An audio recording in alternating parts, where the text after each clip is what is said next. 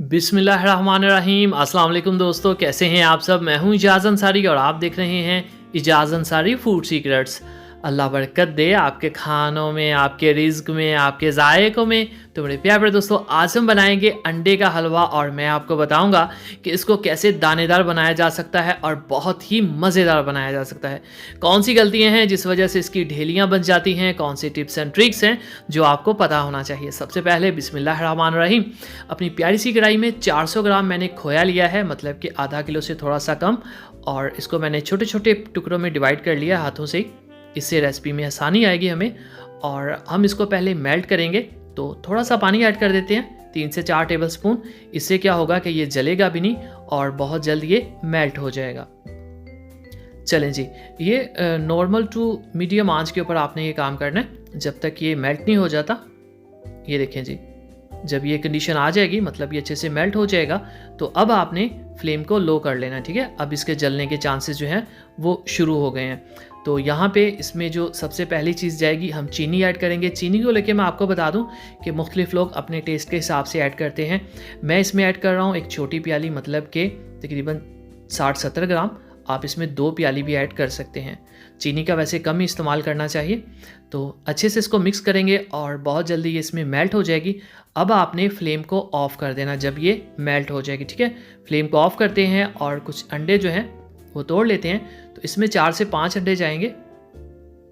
और इसी दौरान अगर आप चैनल पे नए हैं जनाब, तो चैनल को ज़रूर सब्सक्राइब किया करें।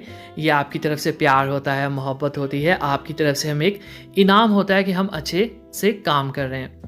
चले जी, इन अंडों को अब मिक्स कर लेंगे। मैं आपको बता दूं कि फ्लेम जो था मैंने ऑफ़ किया हुआ है ताकि जो टेम्परेचर है खोए का वो नॉर्मल हो जाए। यहाँ पे लोग जो है मिस्टेक करते हैं अक्सर। होता क्या है कि जो खोया होता है वो गर्म होता है काफ़ी, उसके अंदर जब अंडे को डाला जाता है तो अंडा वहीं पे पक जाता है। तो यहाँ पे हमने फ्लेम को ऑफ़ किया हुआ है और इसका जो टेम्परेचर है वो बिल्कुल नॉर्मल है, ये गर्म नहीं है, ठीक है। तो अब हम क्या करेंगे, नॉर्मली इसके अंदर थोड़ा थोड़ा करके अंडे को मिक्स करेंगे और चम्मच हिलाते जाएंगे। हमारा मकसद क्या है कि खोया और जो अंडा है ये बिल्कुल एक जान हो जाए। इवन कुछ लोग तो ब्लेंडर में इसको मिक्स कर लेते हैं, लेकिन हमें ज़रूरत नहीं, हमने ठंडा कर लिया था, तो इसलिए हम इसको ऐड करेंगे और चम्मच को हिलाते जाएंगे। ये देखें, और जब ये सारा इसमें चला जाएगा फिर एक दफ़ा तेज़ चम्मच हिला देंगे थोड़ा सा, ताकि ये बिल्कुल एक जान हो जाए, ठीक है। इससे क्या होगा कि ये हमारा जो खोया है ये तो ठंडा है, अंडा पकेगा नहीं, लेकिन अंडा मिक्स हो जाएगा, तो फिर उसको जब हीट मिलेगी तो वो दानेदार बन जाएगा अंडा, ठीक है। तो सारा जो इसमें काम है वो अंडे को संभालने का काम है, ठीक है। अब आपने फ्लेम ऑन कर देना है बिल्कुल लो, ठीक है। तो ये देखें, अंडा जो है वो बहुत अच्छे से मिक्स हो चुका है इसके अंदर। तो जनाब, चैनल वीडियो का मैंने आपसे कहना था, अगर आपको कोई भी मेरी वीडियो चाहिए हो तो आप जस्ट सर्च में जाया करें और रेसिपी के साथ मेरा नाम लिखा करें, आपको वीडियो मिल जाएगी। जैसे बिरयानी हो तो बिरयानी इजाज़, कोफ्ता हो तो कोफ्ता इजाज़ लिखते हैं तो आपको रेसिपी मिल जाएगी।